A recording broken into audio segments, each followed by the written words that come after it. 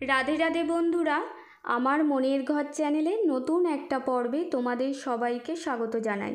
আজ হচ্ছে কামোদা একাদশী। তোমাদের সবাইকে জানাই অনেক অনেক শুভেচ্ছা। আজকের দিনটি তোমাদের সবার খুব ভালো কাটুক। এই কামোদা একাদশীর দিনে আমি বাড়িতে রাধা গোবিন্দ আর গোপুসোনার পূজা করেছি, সেটাই তোমাদের দর্শন করাবো। আর তার সাথে থাকবে এই একাদশীর ব্রত মাহাত্ম্য কথা। ভিডিওটি তোমাদের যদি ভালো লেগে থাকে অবশ্যই লাইক করে দিও।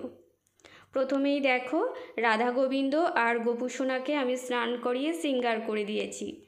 আজ যেহেতু একাদশী, সেই কারণে আমি গোবিন্দকে একটা লাইট পিঙ্ক কালারের ধুতি ড্রেস পরিয়েছি আর রাধারানীকে একটা লাইট পিঙ্ক কালারের ঘাগরা ড্রেস পরিয়ে শৃঙ্গার করে দিয়েছি।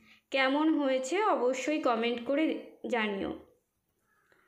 রাধা গোবিন্দকে আমি ফুলের মালা পরিয়ে দিলাম। এরপরে আমি মিরর দর্শন করিয়ে দেব। তারপরে আমি পুষ্পাঞ্জলি দিয়ে নেব, ভোগ নিবেদন করে ভোগ আরতি করব। তোমরা সবটাই দর্শন করে নাও, আর আমি এই কামোদা একাদশী ব্রত মাহাত্ম্য কথা পাঠ করে শোনাবো। যারা এই ব্রত পালন করেছো তারা অবশ্যই একবার হলে এই ব্রত মাহাত্ম্য কথা শ্রবণ করো। চৈত্র মাসে শুক্লপক্ষের এই একাদশীর নাম কামোদা। মহারাজ যুধিষ্ঠির শ্রীকৃষ্ণকে জিজ্ঞাসা করলেন যে এই কামোদা একাদশীর মাহাত্ম্য আমাকে সবিস্তারে বলুন। তখন শ্রীকৃষ্ণ বললেন, অনেক আগেই মহর্ষি বশিষ্ঠ মহারাজ দিলীপকে এই মাহাত্ম্য বলেছিলেন। আপনি এখন মন দিয়ে সেই কাহিনী শুনুন। ঋষি বশিষ্ঠ বললেন, হে মহারাজ দিলীপ, কামোদা একাদশী ব্রত পাপনাশক ও পুণ্যদায়িনী। পূর্বকালে নাগপুরে স্বর্ণখচিত গৃহে বিষধর নাগেরা বাস করত। তাদের রাজার নাম ছিল পুণ্ডরিক। তার সেবা করত গন্ধর্ব, কিন্নর ও অপ্সরা। তাদের মধ্যে শ্রেষ্ঠ অপ্সরা ছিলেন ললিতা ও শ্রেষ্ঠ গন্ধর্ব ছিলেন ললিত। ললিত ও ললিতা দুজনেই স্বামী স্ত্রী ছিলেন এবং সুখে দিন কাটাতেন। একদিন রাজা পুণ্ডরিকের সভায় ললিত গান করছিল। সেই সময় তার হঠাৎ ললিতার কথা মনে পড়ল। ফলে গানের সুর তাল সব হারিয়ে ফেলল। সেখানে কর্কটক নামে এক নাগ ললিতের মনের কথা বুঝতে পারল। সে তখন রাজা পুণ্ডরিকের কাছে ব্যাপারটি বলল। সঙ্গে সঙ্গে রাজা পুণ্ডরিক ললিতকে অভিশাপ দিয়ে বসল, রে দুর্মতি, তুমি রাক্ষস হও। আর তখনই ললিত ভয়ঙ্কর এক রাক্ষস রূপ ধারণ করল।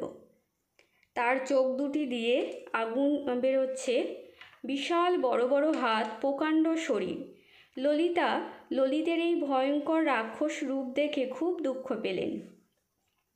তারপর রাক্ষস ললিত গভীর বনে বেড়াতে লাগলেন এবং মানুষ মেরে খেতে লাগলো। কিন্তু ললিতা সঙ্গ ছাড়লেন না। স্বামীর এই অবস্থা দেখে ললিতা কাঁদতে কাঁদতে গভীর বনে প্রবেশ করলেন। সেখানে মুনির একটা আশ্রমও দেখতে পেল। ললিতা বিন্ধু পর্বতে এসে পৌঁছেছিল। সেখানে ঋষ্যশৃঙ্গ মুনির আশ্রমে গিয়ে মুনিকে প্রণাম করলেন। মুনি তখন বললেন, হে সুন্দরী, তুমি কে বা কার কন্যা? এই গভীর বনে কেন এসেছ? তখন ললিতা বললেন, আমি গন্ধর্বের কন্যা। আমার নাম ললিতা। আমার স্বামীর রাক্ষস রূপ দূর করার উপায় জানবার জন্যে এসেছি। তখন ঋষি বললেন, চৈত্র মাসে শুক্লপক্ষের কামোদা একাদশী ব্রত পালন করো। সেই ব্রতের পুণ্যফল তোমার স্বামীকে অর্পণ করলে তার সমস্ত পাপ বিনষ্ট হবে। মুনির কথা শুনে ললিতা কামোদা একাদশী ব্রত পালন করল নিষ্ঠা ও ভক্তি সহকারে। তারপর শ্রীকৃষ্ণ ও ব্রাহ্মণের সামনে বলল, আমি যে কামোদা একাদশী ব্রত পালন করেছি তার সমস্ত পুণ্যফল আমার স্বামীকে অর্পণ করলাম। এই পুণ্যের ফলে তার রাক্ষস রূপ দূর হোক। সঙ্গে সঙ্গে ললিত সাপমুক্ত হয়ে দিব্যদেহ ফিরে পেল। তারপর ললিতার সাথে মিলিত হলো। তারা তখন গন্ধর্বলোকে ফিরে গেল। এই ব্রতের মাহাত্ম্য কথা যে পাঠ করবে বা শ্রবণ করবে তার বাষ্পেয় যজ্ঞের ফল লাভ হবে। ব্রত পালনকারীরা অবশ্যই এই ব্রত মাহাত্ম্য কথা পাঠ করবে বা শ্রবণ করবে। আমার ভোগ আরতি হয়ে গেছে। কামোদা একাদশীর দিনে ব্রত মাহাত্ম্য কথা পাঠ করার সাথে রাধা গোবিন্দ গোপুসোনার পূজা তোমাদের কেমন লাগলো অবশ্যই কমেন্ট করে জানিও। আর বন্ধুরা, তোমরা সবাই ভালো থেকো, সুস্থ থেকো, সাবধানে থেকো।